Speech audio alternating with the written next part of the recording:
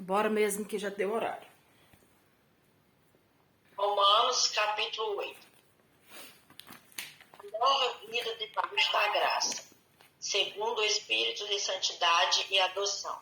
Portanto, agora nenhuma condenação há para o que estão em Cristo Jesus, porque a lei do Espírito da vida em Cristo Jesus te livrou da lei do pecado e da morte, porquanto que era impossível a lei, visto que se achava fraca pela carne.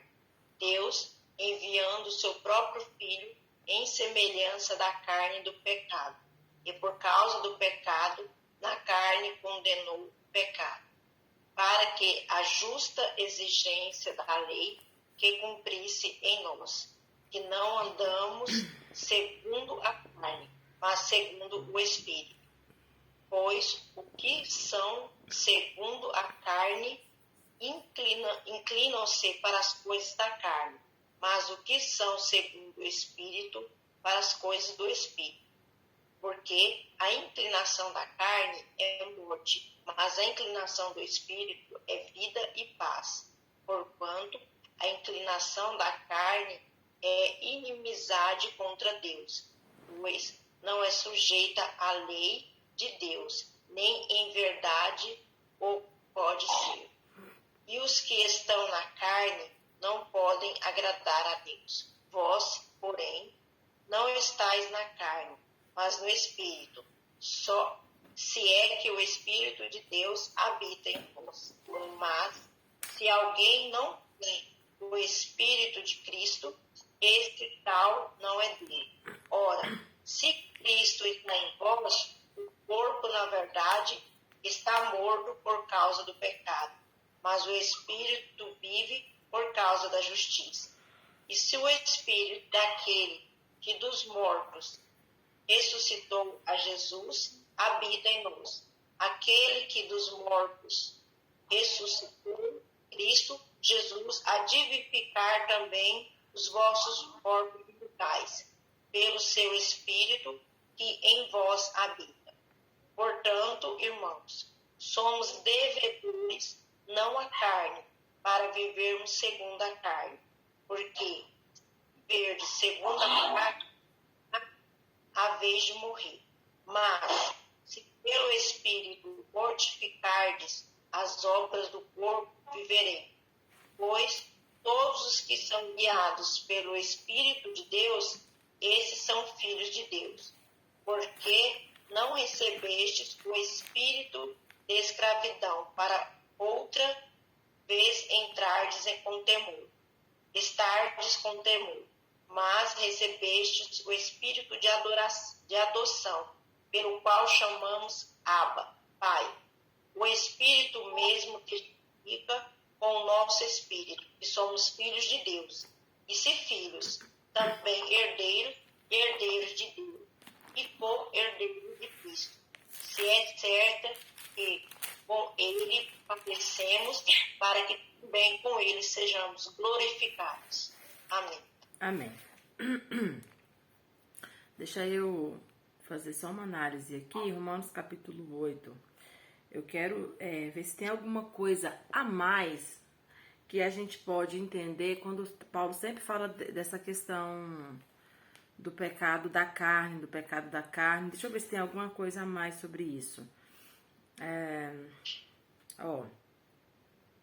A palavra aqui no versículo 3, aqui, ó, ele fala, porque o que era impossível à lei, visto que se achava fraca pela carne, por que essa expressão, né?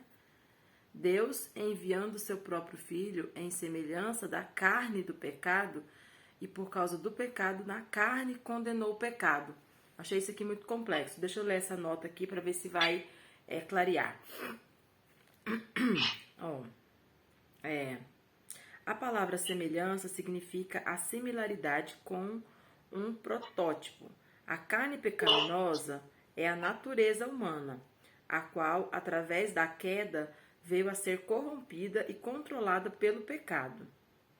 A humanidade de Cristo era semelhante à nossa, porquanto ele podia ser tentado e viveu a sua vida como uma parte de um mundo decaído pleno de fragilidades e exposto a vastas pressões, mas nem por isso ele pecou.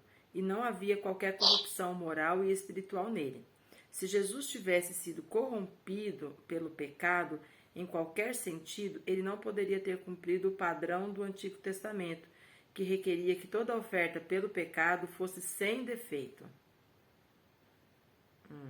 Parece que o que Paulo quis dizer aqui é que na crucificação do Filho de Deus, o pecado foi julgado e condenado, pelo que agora todas as reivindicações do pecado que visam a nossa condenação tornam-se inválidas.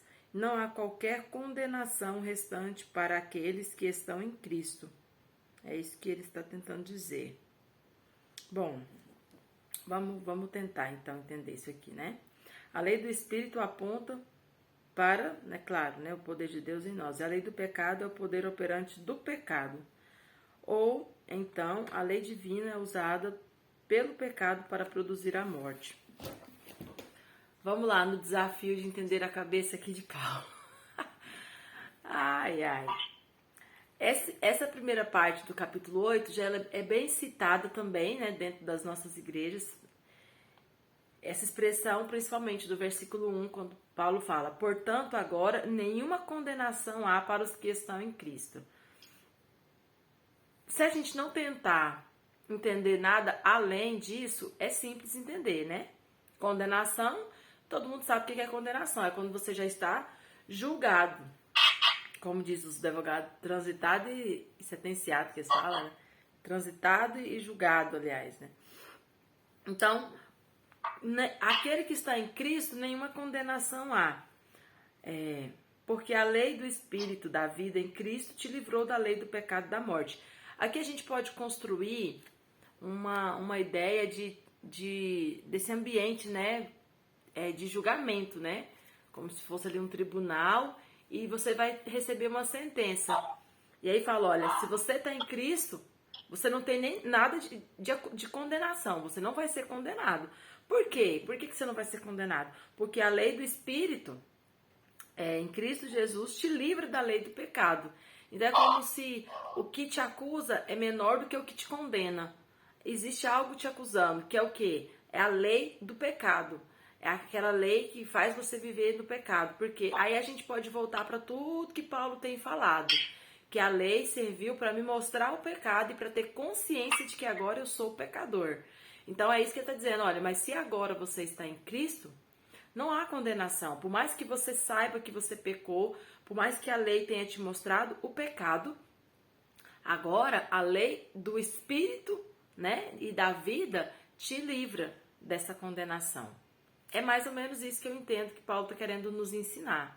Tranquilo? Tudo bem? Tá, vamos. Aí ele fala, olha o versículo 3. Porque o que era impossível pela lei. Por que era impossível pela lei? A lei não era para absolver os pecados? Era impossível por quê? Porque a lei não resolvia o problema do pecado. Principalmente por quê? Porque Paulo percebeu que eles estavam colocando na lei a resposta para sua paz com Deus. E não estava na lei, não estava no sacrifício, estava no que acontecia dentro de mim quando eu sacrificava. Então Paulo ele chega a essa conclusão. Olha, era impossível pela lei. A lei era para fazer acontecer alguma coisa dentro de você. E eu percebi que não estava acontecendo. Vocês não estavam permitindo que isso acontecesse. Então, aquilo que era impossível pela lei, visto que se achava fraca pela carne, por quê? Porque a nossa carne, ele fala que é a natureza pecaminosa, nós já estávamos no pecado. Então, é o que a gente falava lá nos evangelhos, que Jesus condenava. Lembra que a gente falava isso? Não adianta sacrificar se não há arrependimento. E é isso que Paulo está dizendo, olha, a lei, ela estava fraca. Por quê? Porque você fazia de maneira externa, mas não permitia que acontecesse dentro de você. Então não adiantava. A lei era impossível que ela resolvesse o problema. Por isso que ele fala, ó, o que era impossível a lei, porque estava fraca pela carne, Deus enviando o seu próprio Filho em semelhança da carne do pecado, na carne condenou o pecado, que é o que eu li aqui, a nota de rodapé que o autor tenta explicar. A lei não conseguia fazer isso, fazer essa circuncisão no coração, esse arrependimento profundo e o desejo de não mais pecar. O dia do perdão deveria gerar no judeu um arrependimento profundo e um desejo de não mais cometer aquele pecado. E isso não estava acontecendo. Aí ele fala, mas por meio de Jesus dá certo. Por quê? Aí ele usa essa palavra, semelhança da carne do pecado. Por quê? Porque ele veio na nossa condição. Então, ele, por mais que ele tivesse a nossa condição humana, fosse tentado, ele conseguiu ser o padrão. Por isso que ele usa essa palavra, né? Em semelhança da carne do pecado, para mostrar que a estrutura é semelhante à nossa. Que mais aqui? O 4. Para que a justa exigência da lei se cumprisse em nós. Qual que era a justa exigência da lei? Aquele que pecou, esse morrerá. Certo? Essa era a lei. Aí Deus vem e coloca um parêntese. Não, você pecou, mas eu deixo você sacrificar o sangue de um animal para que você expie, para que você pague o seu pecado. Só que qual que era a intenção de Deus? Que aquele animal trouxesse arrependimento, né? Mas não aconteceu. Então, aqui Paulo diz, ó, então, para se cumprir mesmo a exigência da lei de Deus, aquele que pecou, esse morrerá. Agora vem Jesus. Por quê? Porque Jesus é o cordeiro que foi morto, e aí quando eu olho para Jesus e creio que o sacrifício de Jesus é suficiente na minha vida, eu estou aqui cumprindo a exigência da lei. Por quê?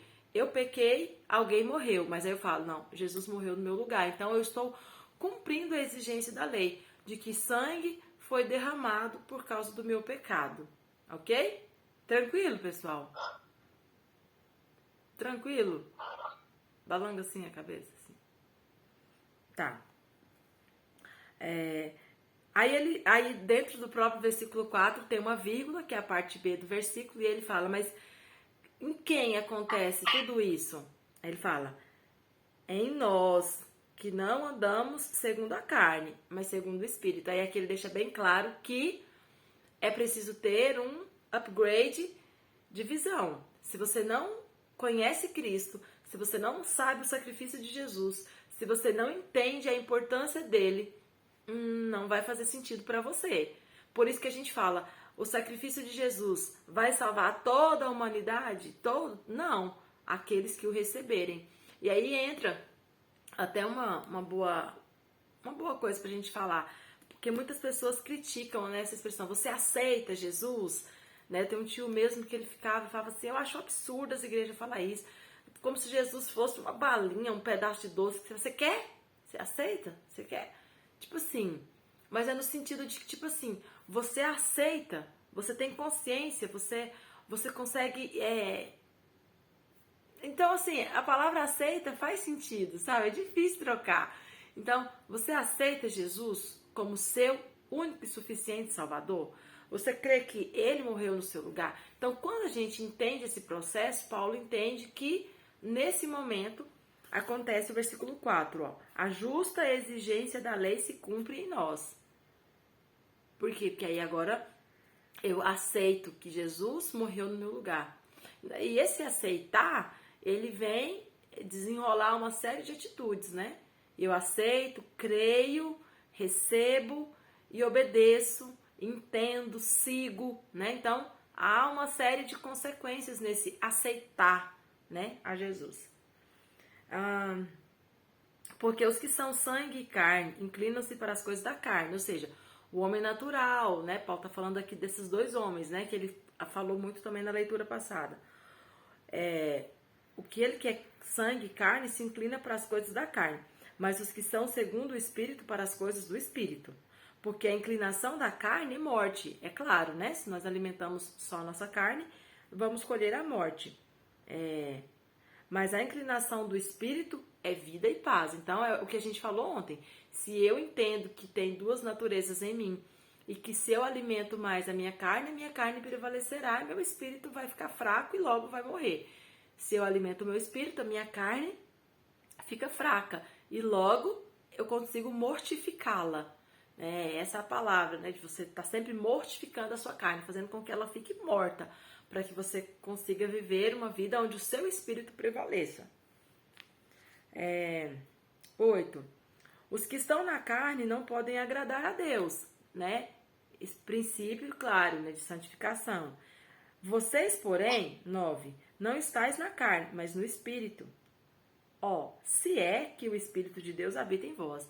Então perceba que Paulo deixa bem claro essa possibilidade de que a gente acha que está no Espírito, acha que está agradando a Deus, acha que está vivendo, né? Não na carne, mas pode ser, se é que o Espírito habita em vós. Percebe que isso é uma possibilidade muito, muito clara também para Paulo? E por que eu estou falando isso? Porque é muito comum um pensamento de que todos são filhos de Deus, né? Deus ama todos, Deus morreu por todos, e que no final o amor de Deus e a misericórdia é muito grande, vai alcançar a todos, todos viveremos felizes, né? E Deus não vai ter coragem de jogar os seus filhos amados dentro de um lago de fogo. Então, assim, eu gosto às vezes de pontuar esses versículos que traz essa visão, porque é muito clara essa separação. Deus ama todos, por isso ele enviou Jesus para salvar todos que recebem, todos que creem que Jesus é suficiente, que faz sentido. E aí por isso eu disse que esse receber Jesus desencadeia uma série de comportamentos. Ok? 11 ou 10. Ora, se Cristo está em vós, o corpo na verdade está morto por causa do pecado, mas o espírito vive por causa da justiça. Então, para Paulo é muito claro, né? Essa vida no espírito. Se Cristo está em vós, se a ressurreição de Cristo faz sentido para você, você tem que viver no espírito. Seu corpo não pode mandar em você. E é o que a gente falou aquele dia, da discussão, né? Depois ninguém entrou. A gente achou que os irmãos iam entrar e entrou só eu e o irmão João, e a gente estava falando justamente sobre isso. Que quando Paulo dá aquela ideia de que depois do batismo você não vive mais, né? Você ressuscitou em novidade de vida. Que você não vai mais pecar? Não, mas Paulo não admite o pensamento de que você vai viver na prática do pecado. Tipo assim, não, né? Eu vou pecar, você pecar premeditadamente. Isso Paulo não admite nessa sua forma de conceber, né, a vida cristã, o batismo. E aqui fica nítido também essa visão de Paulo. Se eu recebo Cristo, a minha carne está mortificada, eu tenho que andar em novidade de vida. E como Cristo andou. Então, ou seja, viver na prática do pecado é inaceitável. O pecado ele acontece na vida do cristão de maneira acidental. E aí a gente já citou, né, o dia que eu entrei, mas o irmão João, justamente o que João diz, fala, olha filhinhos, o bom é que vocês não pequem, eu oro, eu peço para vocês não pecar, mas todavia, entretanto, contudo, se vocês pecarem, vocês têm um advogado. Então assim, já é o outro discurso, né, de não permitir que o pecado cause em nós a derrota, né, que até a Lindrani falou sobre isso ontem. Paulo, naquela frustração que ele vivia de fazer o que não queria e não conseguir fazer o que queria, é para realmente nos dar esse pensamento. Olha, eu não posso aceitar viver na prática do pecado. Essa luta tem que ser constante, diária. Eu não posso, eu vou pecar mesmo, tá tudo bem. Não. A luta ela é travada todos os dias para mortificar a nossa carne e fortalecer o nosso espírito. E aí, assim, tudo que ele vai falar é para fortalecer essa linha de pensamento, de que aquele que está em Cristo não há mais condenação. Qual condenação? Seria como se eu dissesse assim, olha, não adianta, não tem o que fazer. Vocês podem tentar, vocês vão nadar e morrer na praia. Por quê? É impossível cumprir, é impossível viver sem pecar, é impossível viver numa santidade. Então, assim, desiste, já está condenado. Paulo está dizendo assim, olha, não há essa condenação mais. Porque Cristo alcançou esse padrão. E nós não somos Cristo, nós não vamos ser como Cristo, mas nós estamos aqui na pegada de Cristo. E aquilo que Cristo conquistou, nós podemos ir aos poucos trazendo para a nossa vida. Então, resumidamente, a visão é essa. Deu para entender? Alguém tem algum versículo que vocês têm alguma dúvida? Porque eu ia ler todos, mas para a gente ganhar tempo, essa é a ideia. A gente precisa entender, porque aí quando você lê o versículo, por exemplo, vamos ler aqui o finalzinho, ó, o 15. Porque não recebestes o espírito de escravidão, para outra vez estardes com temor. Percebe que quando você tem uma visão, você já pega o versículo e lê. Ah, então tá. Eu não recebi espírito de escravidão. Por que escravidão? Porque a lei, quando você não percebe o espírito, a redenção de Cristo, você fica escravo de um sistema que você tem sempre que estar ali sacrificando, oferecendo, derramando sangue. Você se torna escravo daquele ritual. Por quê? Porque não há reparação eficaz, né? Não foi eficaz aquele sacrifício. Você vai ter que fazer de novo. Então, aí ele fala, quando você está em Cristo, você não é mais escravo, porque você já resolveu o seu problema. Jesus já fez o sacrifício de uma vez por todas. Você tem que tão somente recorrer a Cristo, mas o sacrifício já foi feito. O reparo, o perdão dos nossos pecados já foi alcançado antes mesmo de nós pecarmos.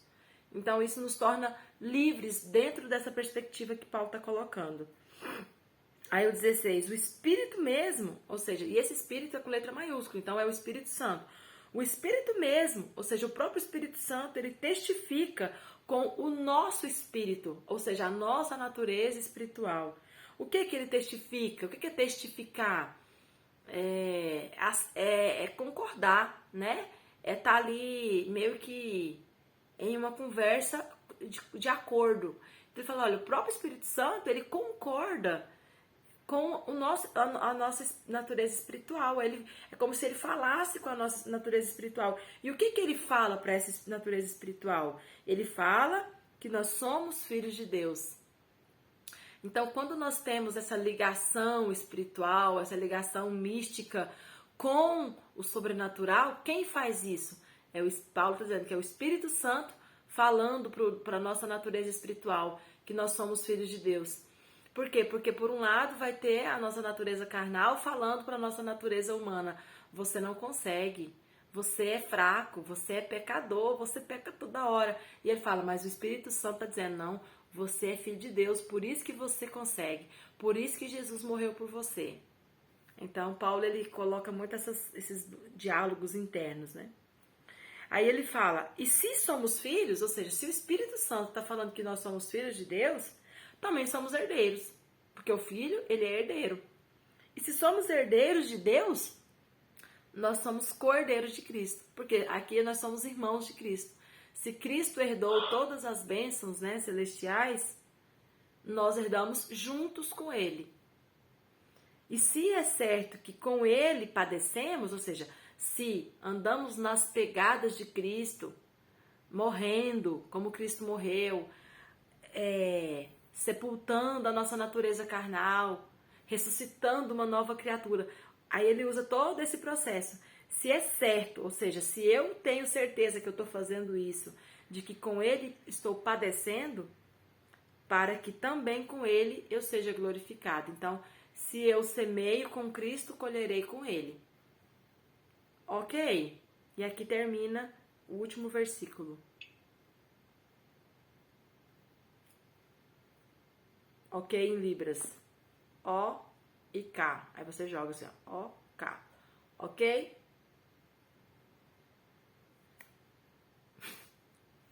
E aí? Gente, que isso? Ninguém tem nada pra comentar?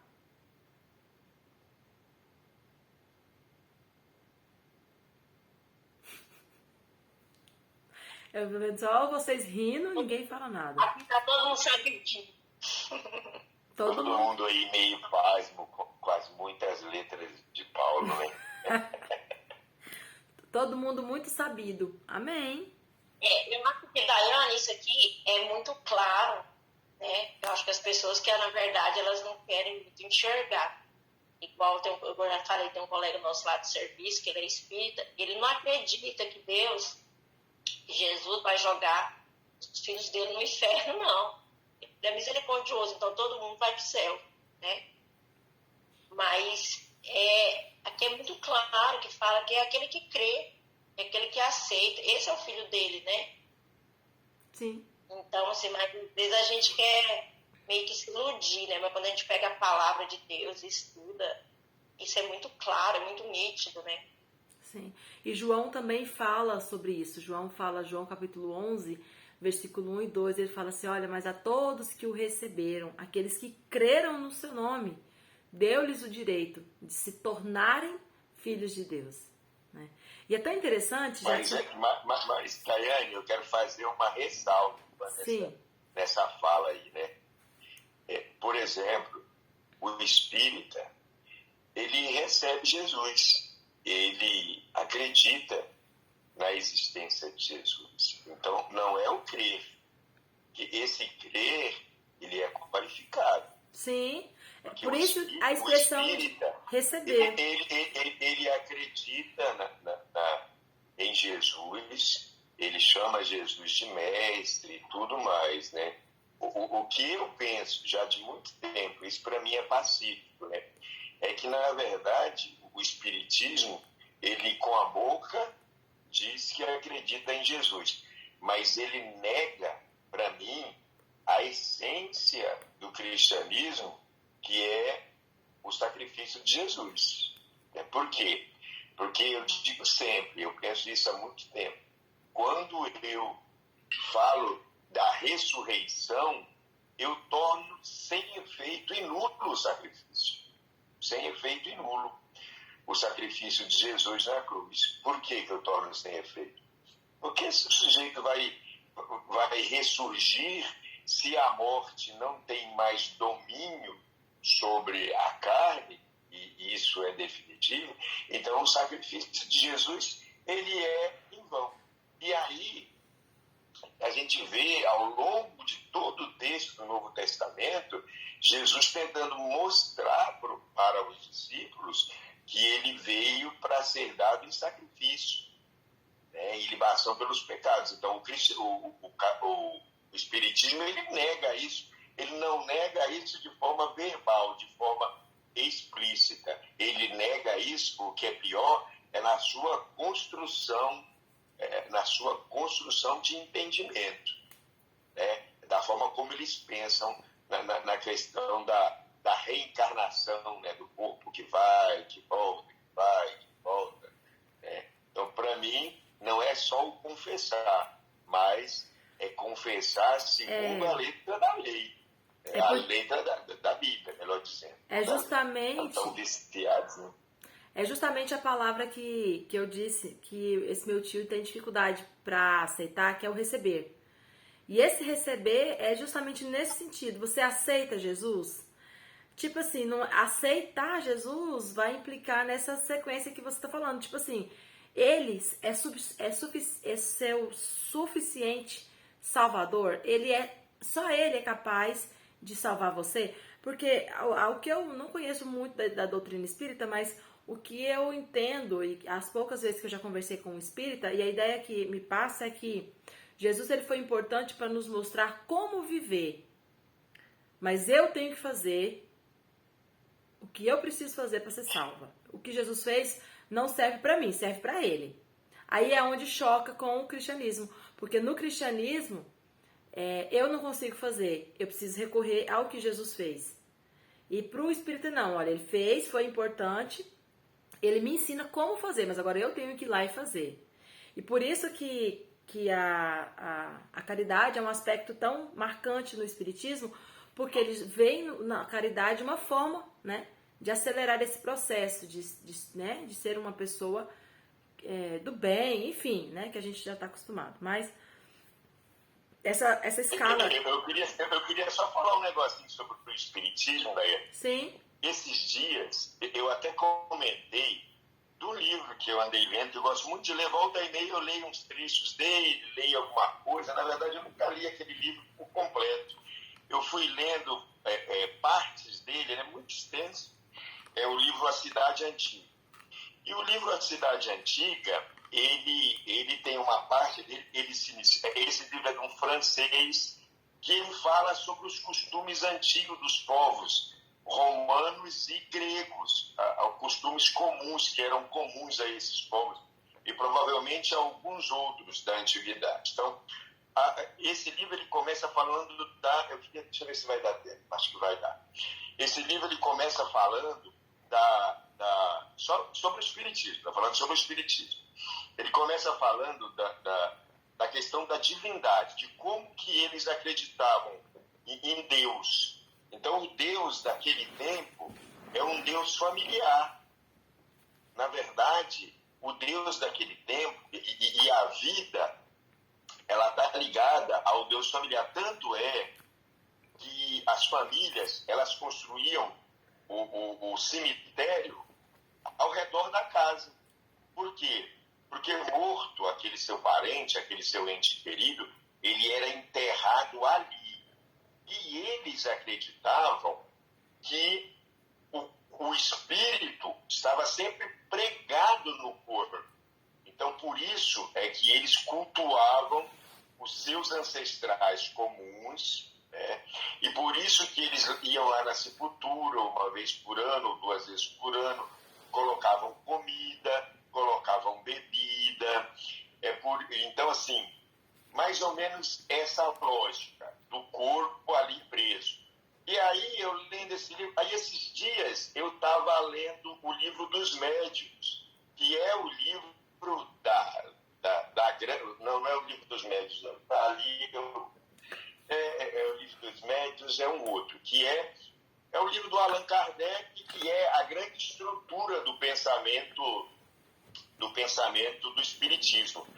E vocês sabiam que eu podia até ler, porque eu não sei se eu marquei, eu mostrei para a Cláudia, que a compreensão de Allan Kardec é muito, mas muito parecida com essa, porque o livro de Allan Kardec, esse livro, ele é dado assim, perguntas e respostas, sabe? Como se alguém perguntasse para ele e ele respondesse.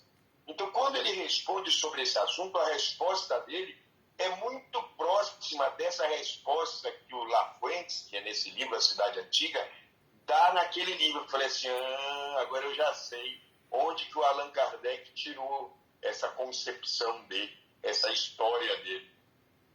A diferença é só que no Allan Kardec o espírito se despreende do corpo, né? E naquela concepção antiga o espírito se continua preso ao corpo, né? Tanto que o espírito continua preso ao corpo, que não sei se vocês já viram aquela história lá o que dá uma pista pra gente.